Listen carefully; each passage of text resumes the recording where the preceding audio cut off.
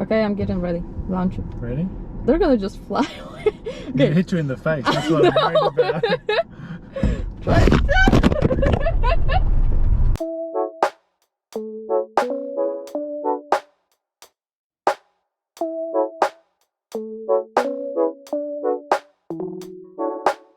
This is Kia EV6, a brand new fully electric car in Kia's fleet. And in this video, we'll review it, take it for a road trip and to more hardcore places, because why not?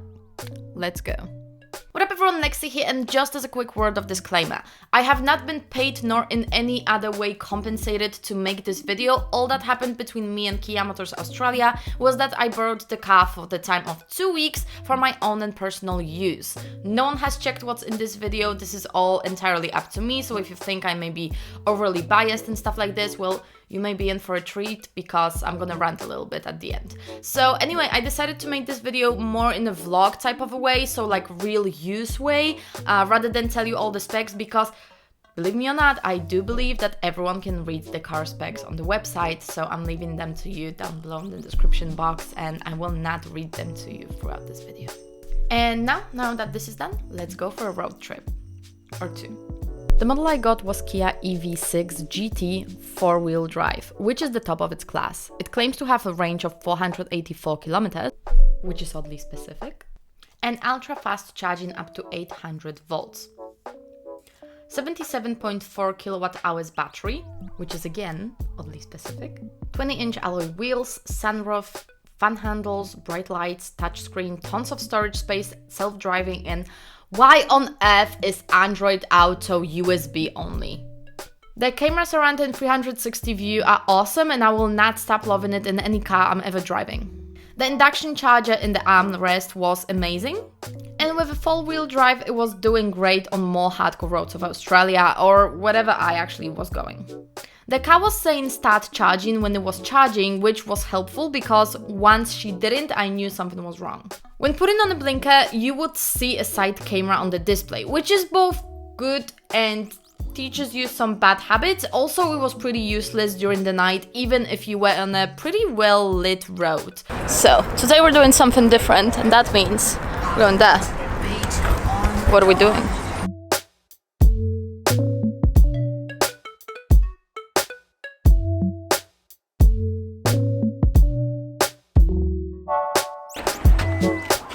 Cables are sitting in behind here. Yeah, that's true. Obviously, your transmission, your dial selector is on the center console there. Thank you very much then. Enjoy.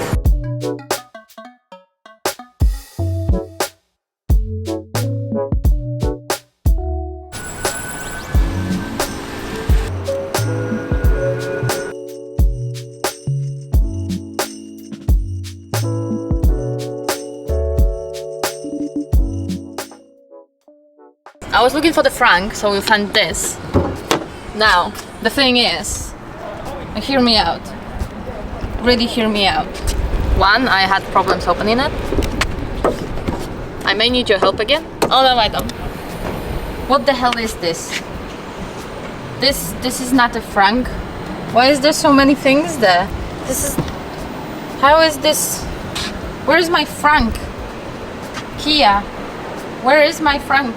So I actually do enjoy the way that it drives. You can do absolutely one pedal driving, no problems at all. And I do enjoy the dash screen that's kind of like on the road because it shows you your speed, the maximum speed on it, like on the street per se. And it's actually pretty cool and shows you a lot of information, so that's pretty nice. You don't have to really look down to see what's your speed or whatever. And also when you have navigation on, it shows you where to turn to the right or to the left, so that's also... Well, I think when you got the Android Auto one, like half the screen's taken up with just a big symbol as well. Yeah, that's true. It's like, this makes no sense. What is this? Why can't we have something nice in there? Like, whatever else. A picture of whatever you are listening to.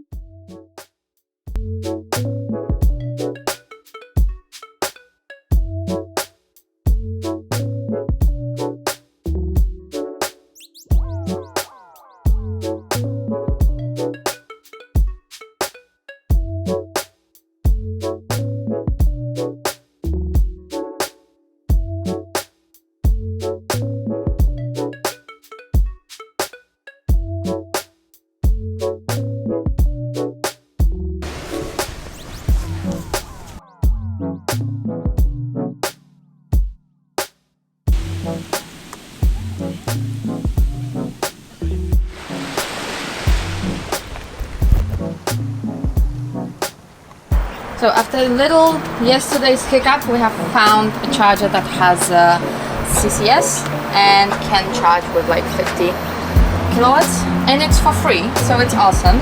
The thing is though that the infrastructure is not really there yet, but we found this. It's nice. So we're gonna charge a little bit more and go for a road trip. And look at this. It's charging pretty nicely. It says just 25 minutes, which is cool. Not much. Thank you. This is our trip initiatory for the day, and it should be around 150 kilometers. What do you think? 150, right? Something like that. So we're gonna go on the other side of the whole peninsula. And it's Victor really Harbour, Encounter Bay, Gula. Yes, everything really nice. So 3 nice places. Here we can do some hiking. Here we're gonna, I don't know, do things. There's a beach, and on the other one I don't know what it is, but Grant said that it's nice. So I trust Mr. Grant, who's gonna be driving today for a little while. Good. So as you can imagine, sport mode is red because red is fast, and yeah, launch it. Jeez.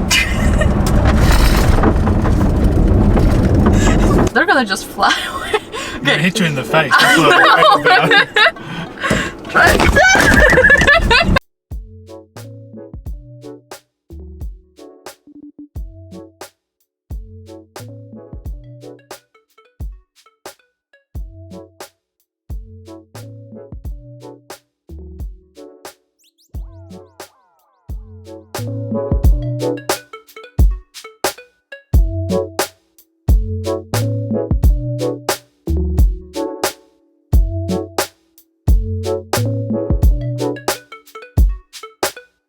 Now that you drive it, can you give us your opinions?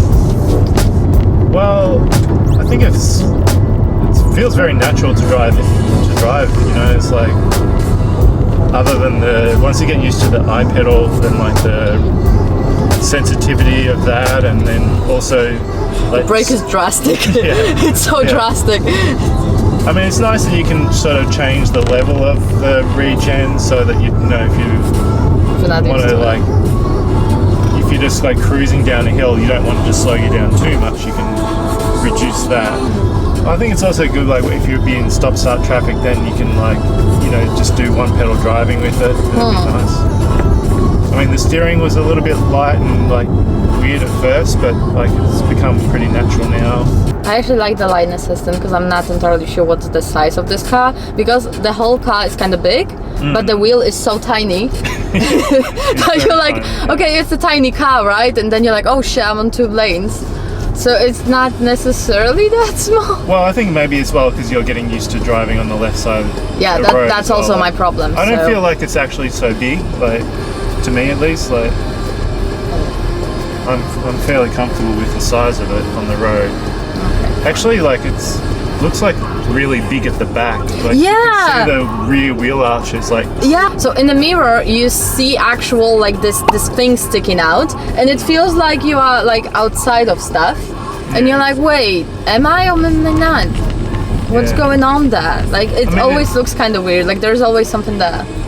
It's nice that you can see like where the edge of the car is. I guess it's helpful for that. But yeah, it's kind of like very sculpted, I guess. It's very quiet. I mean, yeah. Unless you open one window. Yeah. If you got one window open and you're going at speed, it's bad. Thank you. Did it say finish? Final thoughts? I think Kia is actually going in an extremely good way when it goes to electric cars, but there's a couple of things that I was still kind of like not really about. So one of the things is lack of frunk. I really cannot comprehend the lack of frunk, and as I said in the video, I just cannot. Now hear me out, because this is going to be a rant, and if you don't want to listen to it, just skip to this point in here. Now, when I asked someone at Kia Motors Australia why doesn't it have a frunk, I was told, now hear me out, it's because the battery is so big. I'm serious about it. So hear me out, Kia. If some people from your office don't really know why doesn't it have a frank, please don't feed clients with such stuff, because the battery's in the floor and it has absolutely nothing to do with the frank and everything that's on front, unless you guys are the only company that makes all the battery kind of piled up front. But considering the way that it was driving, I highly doubt that. And he was really feeding me a lot of stuff that I was sitting there like, dude, you have no idea what you are talking about. So please, I don't know, maybe a course on how not to make your future clients feel like they're idiot. That was my biggest thing. Like, the guy really thought I was stupid, or I had no knowledge at all about how cars work in general. I haven't felt that turned off in a while. Now, this is rant over. Thanks very much, Kia, for listening. Now, there were a couple of things that I thought were not really well thought through. Some of them included the Android Auto, the whole setup of the screen, the fact that I couldn't really turn off the line assistant once and for all, and there were 3 drivers who tried to do it, and every single time we were getting back into a car, we had to turn it off. The other thing was that if there is a 2 lanes turning to the right and you put the blinker on, the car started vibrating, thinking that we're gonna die. And I was thinking a lot of times if the car will start turning the other way around just because it thinks we're gonna crash into the guy next to us, even though we're doing the right thing. Now, my last complaint is the lack of an application. So I would like to just plug the car at home and schedule the charging so I can pay less, because I'm paying less in the off hours. And that was not available for me. And either it's because lack of an app or lack of a setting inside of the car, I couldn't find it. I just had to plug it in and it started charging right away. I couldn't do anything about it. And also when I was outside and I was charging somewhere on the street, I couldn't really see what's the level of the battery. So I didn't know if I need to hurry up or if I have a lot of time still, if I can just chill out. Mostly I was just chilling out, by the way. But it would be nice to know what's the status of the car. Is it still charging? Did something happen? And, you know, things like this, like what's the status, what's going on. Now, out of the good things, the car drove amazingly. It looks great on pictures. It was doing extremely good job when it goes to going off-road on some more hardcore Australian roads, such as summer roads and stuff like this. It's just really amazing when it goes to how it was driving. I really enjoyed it. I liked the space. I loved the wall plug in the back seat. It's like the life-changing situation because I could really charge my batteries throughout this wall plug, and it was great. I loved it. Every single second of it, to be perfectly honest. It was a lot of things that were really nice. The sunroof was nice. I couldn't really test the maximum speed of the charging because the infrastructure in Adelaide was not allowing me to do so, unfortunately. I also couldn't check the maximum speed because I decided not to break a law once I'm here. So, yeah. I just couldn't. The max I was going was 120, just saying. Now, the car was really getting a lot of attention on the street. I was told that a lot of people were looking back at it, and also some people from the other office came in just to talk about it, and it was nice. It was great. I loved it. Now, would I buy it myself? Not for this price. Reason being, for this price, I can get something that does have an application and does have a frank. So that was kind of like a deal breaker for me because I really want to know what's the status of the car. I want to turn on the AC before I get into the car, and I just want to know the status. I think it's really important to schedule the charging as well, so I don't have to get on the grid once it's, you know, mostly used. I want to charge my car once everything's kind of, you know, off the grid, and I can just charge for the least amount of money and just make it, you know, like useful, kind of, like, does it make sense?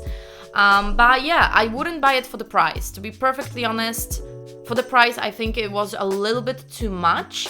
And yeah, I mean, yeah, this is it. So yeah, I hope you guys enjoyed this video, and I hope to make a little bit more of car reviews. This was my first one, or the second one actually, and I think I should be planning it a little bit better for the next time. So let me know in the comments down below if you liked it, and what would you like to see in a car review for the next time, because maybe I'm trying to get another one just for testing, because yeah, maybe it's fun. Anyway, if you are into electric flying cars, because this is what we are doing on this channel actually, and a big video is coming out next week. I'm so excited, guys. Then don't forget to subscribe to this channel. If you want to join our Discord, don't forget to check out the Patreon. It starts at €2 a month and helps immensely. And while you are waiting for the videos for next week and stuff like this, check out any of the videos right here. This one in particular, YouTube says you will like, so hey, why not give it a try? Anyway, thank you very much for watching, and I will see you in the next one. Stay awesome, fam.